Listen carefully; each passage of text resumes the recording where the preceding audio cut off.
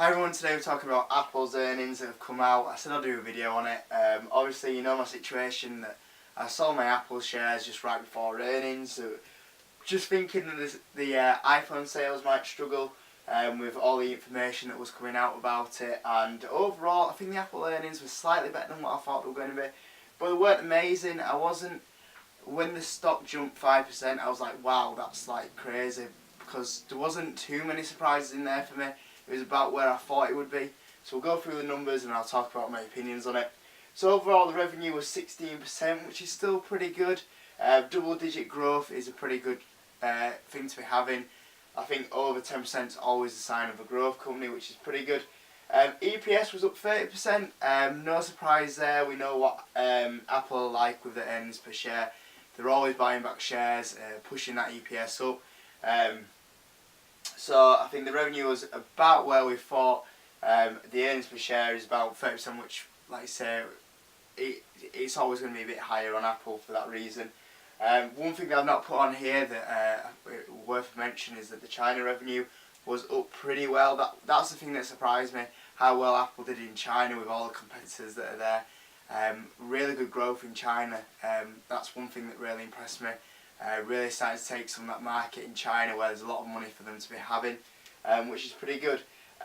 Where I think the thing that obviously is a big problem is where iPhone is 70% of still Apple's revenue, and the iPhone grew 3%. Now obviously below 10% is always a little bit worrying, and 3% isn't great. We know that iPhone kind of did the gamble with the iPhone X, and it sold a lot less units, but obviously the revenue pulled through because of it being a lot more expensive. But I think iPhone to have the 70% of the revenue coming from this one thing and it only to be going up for 3% is kind of worrying. We're going to have to look like how Apple are going to be addressing this when they announce the new iPhones, and hopefully they get that right, because they need to fix that for me. It's a bit too low. I think as well is that when we come to the next earnings report is that we're going to see the effect of the sales knocked on as well on there. So I think that when I get down here, when we talk about how they managed to save the stock from having a beat or having a big down day, we'll talk about that in a second. But the services was up 31%. Services, as you know, is the reason why I think Apple is still a good stock at the moment. 31% is a really good increase. I think Apple probably at some point will be going away, which I said they have to at some point, going away from this iPhone and bringing that from 70% of their revenue down to 50% and increasing the services, and it being not an actual phone company now but a service company to a product that is a major part of everyone's life, and really increase that size. You know, go challenge Netflix. Obviously they've got the cloud services and all that. Just pushing that up, pushing the Apple Music. I think that's where Apple really needs to focus and go into there. Possibly something else that they can go on. They've also got the Apple Pay, increasing that side of it. Just all around products really, than just a phone company. I think really that's where they need to be pushing themselves. So be interested to see over the next part of the year really how Apple really address the service side. But I think this kind of saved Apple on the day. 100 billion buyback of shares, which I'm not a big fan of buying back shares. It is a good thing to push up that EPS, but I don't know why companies spend the money on buying back shares. Surely there's better things to do, like increasing the revenue. Or going out and buying companies like Shopify, that clearly was to me makes more sense than what they're doing, but never mind. And they've upped the dividend, which was no surprise as well. We've been saying that Apple actually pay such a low dividend for the amount of money they have that it's just going into back pockets. They could have upped that dividend ages ago, so that was no surprise there. So really over it all, the iPhones were about where I thought. The services had to jump up and make more money, which they have done, so that was expected. The iPhone is about expected where it is. The EPS was about expected where it is. I'd say the revenue where about it was. The China growth was good. That's one thing that I think is a positive to take out for it.